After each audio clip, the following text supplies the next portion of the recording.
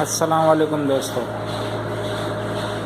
दोस्तों ये देखें कारखाने सारे बंद हो चुके हैं लॉकडाउन की वजह से। तकरीबन 20-22 दिन हो गए लॉकडाउन शुरू हुआ है और जब से ये कारखाने बंद होना शुरू हो गए अब तो ये नौबत आ गई है कि बिल्कुल भी एक लूम भी नहीं चल रही है, जिसकी वजह से घर की दाल रोटी चलाना बहुत मुश्किल हो गया है। ये देखें आप लोग, पूरा कारखाना बंद है। यहाँ पे जितने भी कारखाने सारे तकरीबन बंद पड़े हुए हैं।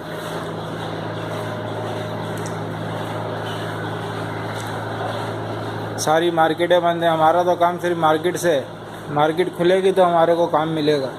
मार्केटें सारी मेन बंद हैं, जिसकी वजह से